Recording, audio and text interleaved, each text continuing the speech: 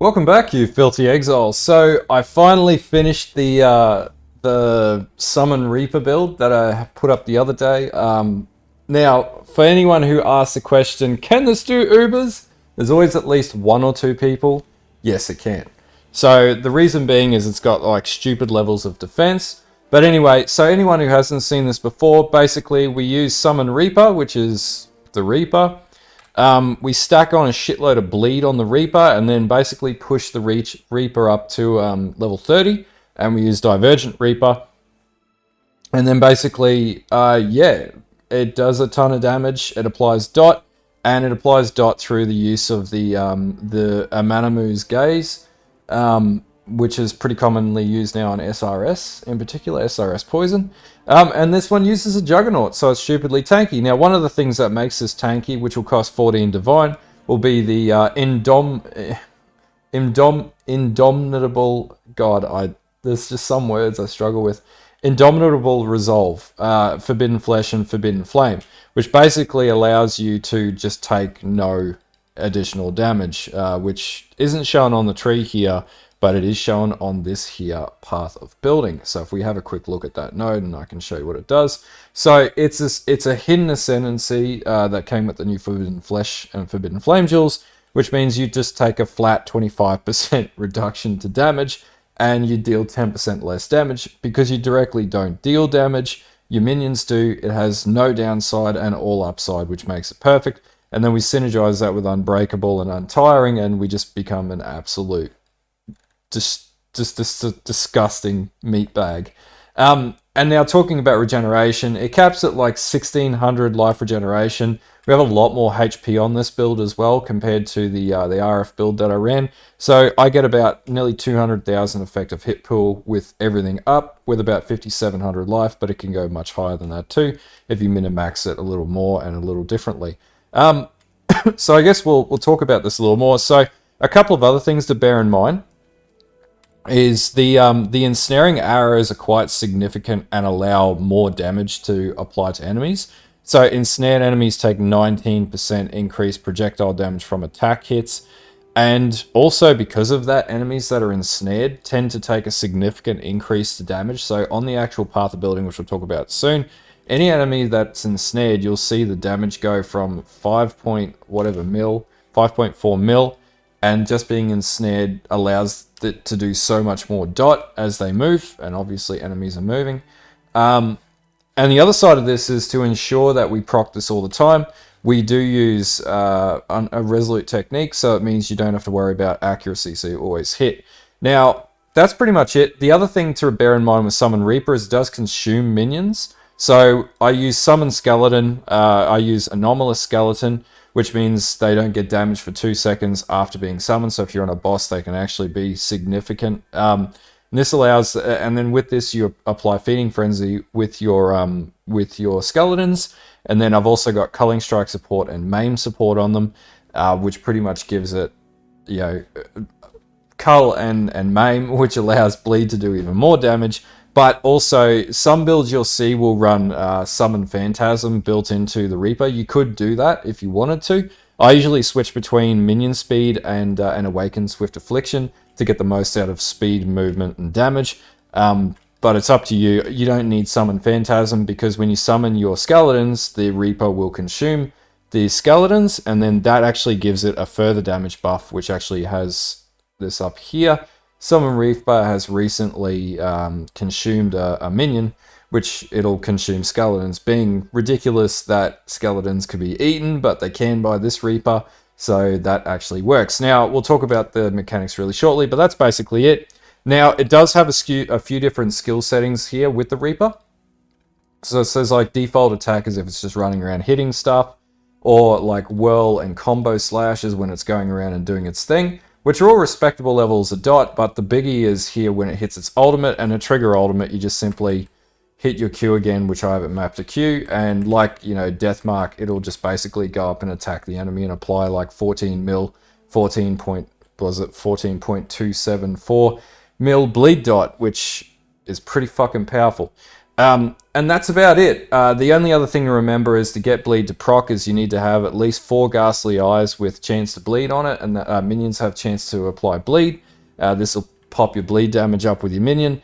And then basically, yeah, we'll talk through everything else, but that's the build in a nutshell. There's nothing more complicated. It does have a Divine Blessing setup, and we are running like Devouring Diadem, but we'll talk through all that in the gearing, but that's the basic fundamentals. Now, what has this build done?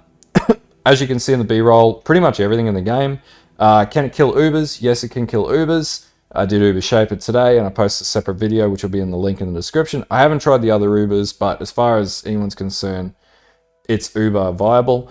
Tankability, it can delve. I was running around like 300 to 450 delve, so you can delve with it. It does a lot of different mechanics. I don't know if it can do simulacrums yet, but I'm definitely going to try that. And that's about it. It just does. It's one of those all-rounder builds. It doesn't kill Ubers exceptionally quick, but it can kill them. So if you really want to focus on farming Ubers, you could juice this character up and literally play this to kill Ubers if you wanted to. Is it as good as SRS? Like, if we're talking about is it as good as SRS cost-wise, if you want a 50 million DPS or dot poison SRS build, you're going to be looking at mirrors. This build isn't mirrors. This build's like maybe 60, 70 div. Some of the points that, you know, make it expensive are the bow here. Does cost a fair bit because it's a +2 and then a +2 to supports. Don't ask me how to craft it. I just basically paid 10 div for it. That's like 10 to 14 div. Pardon me. You will need a Pride All's Uprising, which is about 5 div. Armor, doesn't even matter what you have on it, just make sure that your implicits are really good. The other thing that you'll need to make sure is running a Curse with Vulnerability on hit with Asenath's Gentle Touch. Maloney's mechanism, Replica Maloney's mechanism, is about like 70 chaos at the time of when I purchased it. But if we have a look at it now, it's about 1 to 2 divine, give or take. The rings will cost a little bit to get the right rings, but just look around and see what you can get. Devouring Diadem with Summon Reaper was only like 2 div. Boots, again, just get the right implicits, you'll be fine. And then Progenesis, unfortunately, this one will cost a little bit, 13 to 16 divine. This is where you start to make your investment. As far as like clusters, really cheap Watcher's Eye.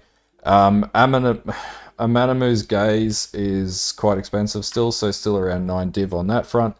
And that's about it. So I think I had this one. And if you're running Purity of Elements, then you need a 1 div Watcher's Eye, which gives you chaos resistance if you're running Purity of Elements. Anyway, we'll talk about all this when we get into it. So I'd say like 70 div or so. Is it worth 70 div? Well, it can do everything in the game. So, it's pretty cheap build if you look at it. Like, I know 70 div's not cheap, but obviously I didn't do 70 div overnight. I had to sort of wean it up, earn it, go down and delve, get some envy drops, and then do it that way, and it all works. Anyway, let's get into the gearing, and I'll talk through how to actually gear this build up and what makes it tick. Okay, so as with every video that I do, I'll just talk through the path of building configurations. So I always look at like the ultimate damage because that's the active attack damage, but the default's about 4.3. So this runs Solar Lunaris, Solar Shikari, and I haven't actually leveled these up all the way on the active build, but you'll need these. You do have endurance charges because it's a jug, and we do run the Ascendancy unflinching, so we always have endurance charges, and we always have 5 endurance charges, which makes it even tankier. Obviously, we run the +1 here, and there's the one from the Ascendancy.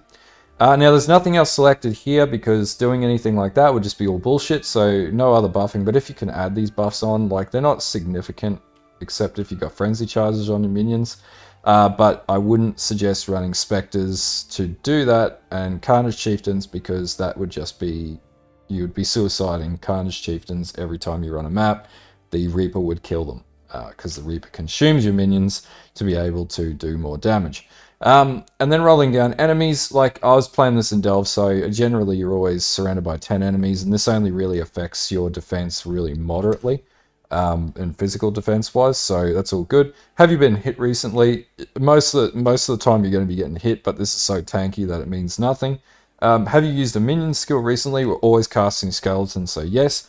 I do have Feeding Frenzy on because you're generally always going to have skeletons on.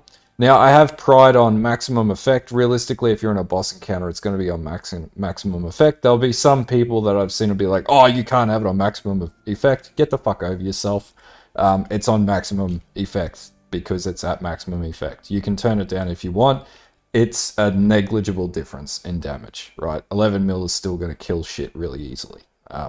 And max effect, if you're in a boss encounter, it's going to be at max effect. Blood stance, when you're fighting, you want to be in blood stance. When you're mapping, you want to be in sand stance so that you have reduced damage coming in off map. But it doesn't really matter too much. Blood stance will just buff up your minion damage anyway. Guardian and Pinnacle boss damage is ticked on. Uber Pinnacle damage, it's about 4 mil. So it's not like small damage on Ubers. Obviously not the fastest Uber boss in the world, but it does them. So that's all that matters. Enemies are moving, yes. Enemies is bleeding, yes, but it doesn't really make any difference. Ensnaring stacks are important because when we're casting skeletons, we're always shooting arrows like this, right? So that's basically Maloney's mechanism triggering, the replica mechanism triggering when you cast a spell, it shoots the bow skill out. So you're generally always ensnaring. And this also applies when you use like your move buttons or when you cast your Reaper as well. So it's always ensnaring enemies in front of you. And so when you're on a boss, you're just constantly doing that anyway. So you have one stack, that's all you need. It doesn't make any difference if you have more than one stack, and it does slow the enemy down. No other settings ticked on here. So like, as far as builds go, it's like straightforward in your face. It's literally just getting the Reaper up to level 30, which I'll talk about very shortly. And that's basically it. So anyway, let's get into the gearing and let's talk about that. Okay, gearing wise, just starting with the helm. I do have a Devouring Diadem. Now, it's almost like they intended the Reaper to apply bleed originally because there is actually a enchant, which is Summon Reaper has 20% to physical damage over time, which is what bleed is. So yeah, this works. Now, this does allow you to have Eldritch Battery, which means we can run a Divine Blessing without any ramifications, and we don't need to fuck around with mana, so this build's really good on mana, seeing Jug is not very good at mana management. And then basically means that you can run as many auras as you can stack into this within a reasonable amount, so I get 6 auras into this build, which is really good. Now, the bow is one of the most expensive items in the build, pardon me. You will need +2 to socket to strength gems, +2 to socket to gems, any minion modifiers for anything that you can get, ideally damage and speed, and a little bit of health so your Reaper lives. And then you want the +2 craft for support gems, and then also minion attack speed. Alright, so then we go to Amulet. We will need All's Uprising with a Pride roll. This is so you get a free Pride reservation, and we also want to run Charisma on this. The Replica Maloney's mechanism is needed, so that when we cast, we're running Ensnaring Arrows, so we don't have to physically cast Ensnaring Arrows. Now, the rings, you want resistances of any kind that you need to cap up with, and then movement speed, minion movement speed, minion damage, and minion resistance. So anywhere where you can get that, get it. I used bone rings. I got really lucky with this drop here because it's like all minion rolls. It's not best in slot, but it's pretty damn good. And then I just slapped on some life where I could. So this pretty much did the job for me, but you'll need to play with this. And you may not get these rings. You may have to get something that sort of gets a little bit in between. The chest piece doesn't need to be 6 length, just the bow. So you can do whatever you want with the chest piece. The implicits matter, so Pride has 24% increased aura effect, and also I've got 10% increased effect of non-curse auras. And then I just targeted all resistances, regeneration, and total maximum life. For my gloves, I'm running Asnas Gentle Touch with curse enemies with vulnerability on hit. Because we run Ensnaring Arrow that triggers off of our Maloney's mechanism, that'll actually apply the vulnerability for you, so you don't need to worry about minions having to apply vulnerability. Now, the temporal chains won't work, but this basically gives you Explodey with the Reaper. So the Reaper will go around, as you would have seen the B-roll, and shit will just explode into sand, which is really cool and makes the map clear a hell of a lot easier. And then I'm running an Abyssal, a Darkness Enthroned with my Bleed Abyssal jewels in them and any other stats that you can get. And then on my boots, I'm just running Life Regeneration boots. I actually had these drop for me, which was really good. But it gives me resistances, armor, life, movement, speed, and then overall increased life regeneration rate, and for good measure, sap ground, because that reduces inbound enemy damage as they pass over that as well. Flasking wise, just literally any Eternal Flask will do. I've got a Quartz Flask because I delved, but you don't need a Quartz Flask. You could run something else. And I run Bleed Immunity with this, with 3 charges on getting hit. Because I'm so tanky and I always get hit, I've always got this up. Same with my Quicksilver Flask, and then I've got Progenesis Flask set to auto trigger as well. And obviously, if you've watched my other builds, Progenesis Flask means that 25% of your inbound damage is deferred over 4 seconds. It's basically a huge crutch for any build and just gives you severe levels of tankability. And then obviously the good old Granite Flask with gain charges when you're hit by enemy and increased armor. And that's basically it for gearing. Really straightforward. Okay, so for gem setups, in the helm I'm running Determination, Anomalous Flesh and Stone. I want Anomalous because I think this does... I can't quite remember what this does actually. You just want Anomalous, get Anomalous. It increased damage. I think it increased damage further when I was playing with the damage stats. Vitality, obviously that'll give you huge regeneration. Purity of Elements as well. You don't need an alt quality for this. In the actual bow itself, Divergent Summon Reaper, and you want a level 21-20 if you can get it.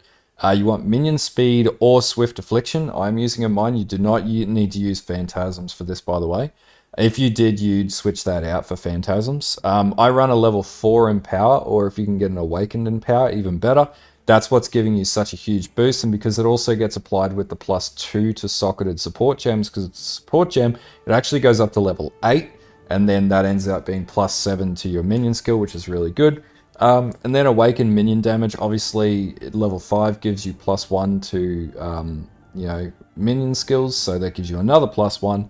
And then Awaken Brutality, because we're running a bleed build, and then Awaken Melee Physical Damage, because that scales out the bleed dot really well as well. In the chest, I've got Anomalous Summon Skeletons. We run Anomalous because we want the minions to stay alive for that 2 seconds when you cast them, so they don't die straight away. Feeding Frenzy, Culling Strike, and Maim, pardon me. And then I also run a Pride with Arrogance setup. Now, the reason why I can do Arrogance and have no reservation of life is because I'm running the All's Uprising. It means there's no aura reservation of mana or life for that. So Arrogance actually has no downside in this scenario. You actually get increased buff effect of 19% to the aura, which is really useful. And then we run, pardon me, every time I make videos, my nose itches. I don't know why. Then we run War Banner, Malevolence, and Awaken Generosity, and Divine Blessing in the gloves. And what this means is as you're going around, you're going to pop this. Now, War Banner reserves. For some weird reason, it just reserves. It doesn't really count as like a temporary aura as other things do. So pretty much when you're like versing a boss, you're going to have this juice up of Malevolence, which will, cost about 500 and something mana, which comes out of your Eldritch Battery, which is why you can do it. And then this is going to give you a 10.9 second Malevolence aura, which is going to apply to your minions using Divine Blessing, and that's going to be beefed up by another 44%. So it's going to really juice your minion damage up severely, especially with bleed when it applies bleed, which is why the damage is so high in the POB. Now in the boots, I run Flame Dash and Convocation just for good measure. Do I use Convocation a lot? Not really, but there are times when I do use it on boss fights to save the Reaper, so the Reaper doesn't die. Though the cooldown on the Reaper is really quick anyway. And then lastly, I use Cast when damage taken, just level 20 because this is so tanky anyway. And then I apply Molten Shell, which just gives me more armor and survivability at the end of the day. The gem setups are quite simple, and like the 2 gems that cost the most in this whole build is the level 4 in power, which is like 6 or 7 div. And the level 21-20 summon, Divergent Summon Reaper. Everything else is really affordable as far as gem-wise, and you don't need Awaken setup gems, but like we're talking about a almost fully min-max build here, so we definitely want them to get the most out of it. Anyway, that's it for gem setup, so let's look at the tree next. Okay, so I'll come back to the cluster at the very end because that's like the last thing that we'll talk about. So tree-wise, pretty much just start at the Jug Ascendancy, move down to Heart of the Warrior, down to Warrior's Blood. We pick up this node down here and we stack in just another minion bleed on, minions bleed, increased damage after you cast a minion or used a minion skill recently, Abyss Duel. And then we come down and we get overcap resistances. We want the increased mastery for Chaos Res and All Res because the Res is a little hard to balance on Lightning the way that I've built it, and then Prismatic Skin. We also get Solar Steel, Determination, Reservation Reduction, Bloodless, and then we want Bannerman and we want Champion of the Cause. This is going to help us buff up our auras. Now, to get attributes, it does run into an intelligence and a dexterity problem, and you actually just attack that through your minion wheel, but we'll talk about that very shortly because I had to craft mine. And then we come back across, we get the, I actually have reduced crit as it comes in because I found that to be more useful, and I have that in 2 areas. So I have 60% reduced critical strikes, which is what makes my build so fucking tanky. And then I have a Watcher's Iron here, which gives me 41% increased Chaos Res with Purity of Elements. This could be a much better duel, but this works for my build, and I haven't noticed any real issues. But if you can get a better duel this with Chaos Res roll, absolutely get it. Then up to Barbarism, then to Hearty, then to Resolute Technique, so our Ensnaring Arrow has 100% accuracy. Then we come across and we grab Tireless and the other Dex node, and then pull in, and I've actually added this into the build versus other trees because I wanted more health. So then we socket in our Amanamu's Gaze, fucking hell that name, and then I come down and get Constitution and then the Life Mastery. Then we come up all the way to Retribution and pick up all the nodes up here. Retribution gives us increased minion damage, and also just overall damage, but also attributes, which we definitely need in this build. Then we come back across, we grab the dual socket node here, but we'll come back to this. Then I've got Sanctum of Thought, and the reason why is it gives me enough energy shield to be able to sustain running Divine Blessing without fucking around with anything else, and it gives me a huge buff to armor. Increase to Devotion as well. This gives me life and also non-curse aura effect. Then we get another dual socket, which we obviously socket our fourth Ghastly Eye. We get Endurance, +1 to Endurance. Then we'll also pick up Righteous Army through Spiritual Aid and Redemption. And we want the Area of Effect Minion Mastery because this allows the Reap minion or the Reaper minion to be able to do a bigger, wider area of effect attack. Then we grab Sovereignty and Purity of Flesh. Now we could grab Aura Effect, which is probably like as you get to 95 to 100 leveling, but entirely up to you. Now, as far as the minion wheel, you don't need any like notables in the minion wheel. We're simply doing this to buff up damage, and the stats that I target here are maximum life, maximum attributes, maximum intelligence. If you can get dex, even better. And I happen to get 3% increased damage. So I get like 13% increased damage per wheel node in here. And then, you know, more life and all attributes, which is how I deal with not having to take like ancestral knowledge here. And I save 2 points. And the way that I crafted this is I just bought any old shitty like 11 socket or 12 socket if you've got it, so that's a good use for it. And then basically just fossil crafted it with fundamental fossils or pristine fossils if you want to target life. It's entirely up to you. Now in here I've got Forbidden Flesh and Forbidden Flame, and this is for Indomitable Resolve. The reason why is obviously at the start of the video that gives you 25% straight flat damage reduction, which is huge on the Ascendancy. And then if you want the Ascendancy sequence, you want to get either Untiring or Unbreakable first, and then you'll get Unflinching third, and then Unstoppable fourth. And Unstoppable gives you cannot be stunned, you can't be slowed by anything, you're just an absolute Hain tank, and you just walk through shit and don't have to worry about taking, you know, being like stopped, basically, hence the name Unstoppable, duh. Anyway, that's basically the tree and how it's set up. Now, if you want the Pantheon as well, I'm running Solar Lunaris and I'm running Solar Gruthkul. I was running Gruthkul because it just means when you're down in Delve, like if you face enemies like Ganix, he like ramps up as he hits you more, and this just slows him down once you've got this leveled up. So I find this really good. If you're doing bosses, Solar Solaris, and then probably Solar Shikari as well, if you're doing the shit like Shaper, Uber Shaper and stuff like that. But that's about it for the setup. So who is this build for? Well, maybe you saw SRS and you're just not interested in the SRS mechanic, and you want to play something cool. I don't usually play minion builds because I require builds that are super tanky to do Delve. This just like ticked every box. I'm really glad I played it and learned how to play it.